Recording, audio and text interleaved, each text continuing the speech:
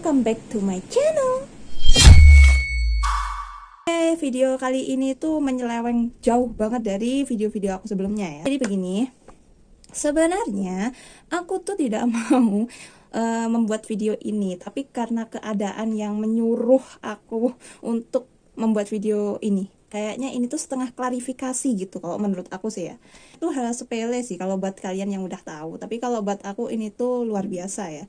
Karena yang poin pertama, ini tuh sebenarnya ada hal baiknya juga untuk anak ya. Yang kedua itu tidak baik untuk ilmunya, karena masa depan anak itu kan tergantung orang tua. Kalau pengajarannya salah juga nanti kedepannya juga akan salah terus gitu loh.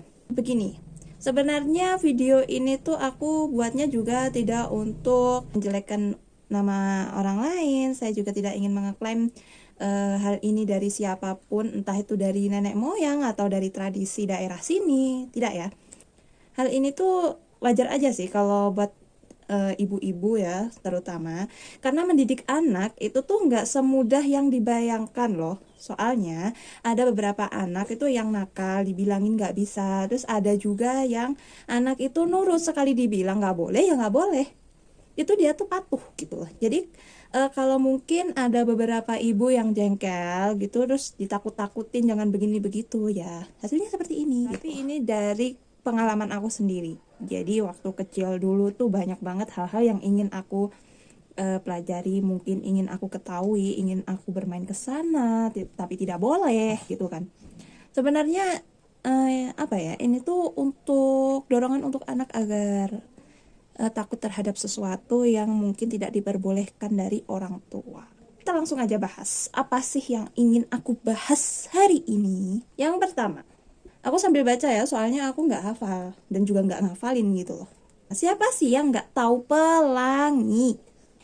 Pelangi kan indah, warna-warni, sering digambar sama anak kecil maupun orang dewasa mungkin.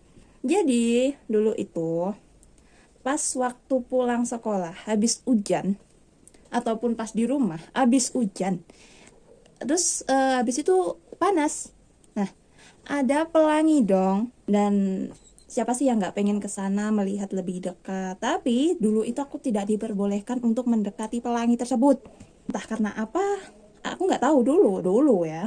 Terus aku tanya tuh, karena aku belum tahu kan, itu the first aku lihat pelangi, dan aku langsung tanya dong sama orang tua, itu namanya apa gitu. Terus mereka jawab, itu namanya pelangi. Pelangi itu apa? Pelangi itu adalah seekor naga yang besar sekali, lalu dia haus dan minum air di sungai. Bentar. Apakah di dalam habitatnya sana tuh nggak ada air, sampai-sampai kesini hanya untuk minum air gitu loh? Ya nggak sih? Terus tidak diperbolehkan ke sana. Kamu jangan ke sana, nanti kamu dimakan sama naganya. Pelangi secantik itu, friends, dibilang naga yang lagi haus minum air. Ya elah, jadi orang tua tuh takut kalau kita mendekati pelangi itu nanti disembur sama naganya, disembur sama api tuh.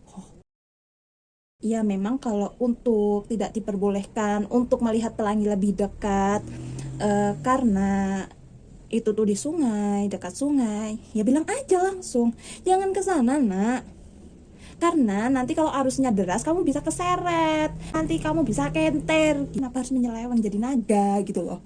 Setelah aku browsing ya di Mbah Google, ada beberapa ilmuwan yang menjelaskan tentang apa itu pelangi. Dan kalau dari Google sendiri, pelangi adalah fenomena meteorologi yang disebabkan oleh refleksi, refraksi, dan difraksi cahaya dalam tetesan air yang menghasilkan spektrum cahaya yang muncul di langit. Pelangi biasanya bentuk busur melingkar berwarna-warni. Ada lagi yang bilang, pelangi adalah salah satu fenomena alam akibat pembiasan cahaya yang berasal dari percikan air hujan yang terkena cahaya matahari. Pembiasan tersebut kemudian membentuk suatu busur cahaya dengan 7 warna dasar, yaitu merah, jingga, kuning, hijau, biru, nila, dan ungu yang sering disebut Mejiku Hibiniu. Nah, ini yang baru benar. Mungkin emak-emak dulu tuh nggak mau baca, terus nggak mau browsing. Jadi apa yang dia katakan ya udah di broin gitu aja, seadanya aja gitu mungkin. Oke guys, lighting aku nyala lagi. Sorry yang tadi agak gelap-gelap, redup-redup. Kita bahas yang kedua, lintah. Siapa sih yang nggak jijik sama bentuk lintah yang seperti itu? Jadi setelah hujan kan pasti ada lintah ya, terutama di daerah lembab seperti pegunungan di sini gitu loh. Dulu itu aku pernah lihat lintah itu tuh buat mainan ayam gitu loh di teras rumah. Aku tanya dong, itu apaan? Kayak cacing tapi kok besar? Terus mereka menjawab, namanya lintah. Oke, lintah. Lalu ya keesokan harinya karena juga musim hujan seperti ini, aku tetap bermain hujan-hujanan tanpa ingat sama yang namanya lintah kemarin gitu kan. Jadi setelah aku bermain hujan beberapa menit gitu, terus banyak yang bilang, kamu jangan main hujan-hujanan, nanti kamu kejatuhan lintah. Oke, dari situ aku mulai takut dong guys. Terus aku tanya lagi, emang lintah jatuh dari langit? Iya, lintah itu tuh hidupnya di langit. Nanti kamu bisa kejatuhan lintah saat hujan turun. Lintah juga ikut turun. Kalau memang nggak boleh main hujan-hujanan karena takut kalau masuk angin, demam dan lain sebagainya, ya udah bilangin aja kayak gitu. Nanti kamu sakit. Setelah aku ragu-ragu dengan jawaban mereka, tapi aku baru browsing sekarang ya, nggak dulu langsung browsing, nggak. Sekarang baru browsing. Apa itu lintah? Lintah itu ya sejenis hewan yang melata. Lintah itu hidupnya di mana sih gitu. Dan ternyata menurut Google, penerangan Google, di habitat rawa, laut, kolam serta daerah yang berair. Ya wajar aja dong kalau di sini ada lintah. Dan penyebabnya lintah itu datang di sekitar rumah itu, penyebabnya adalah sumber makanan yang terdapat di sekitar hunian. Selain darah, makanan lintah adalah vertebrata, apa sih? Kecil seperti cacing, siput kecil hingga larva serangga. Nah, makanan lintah tersebut kan sering dijumpai di sekitar rumah. Jadi lintah datang aja gitu loh. Bukan karena jatuh dari langit, tapi kalau memang ada yang tahu langsung pas waktu turun hujan lintahnya jatuh, itu mungkin jatuhnya dari genteng karena kan dia hewan melata. Mungkin loh ya, mungkin seperti itu, bukan jatuhnya dari langit.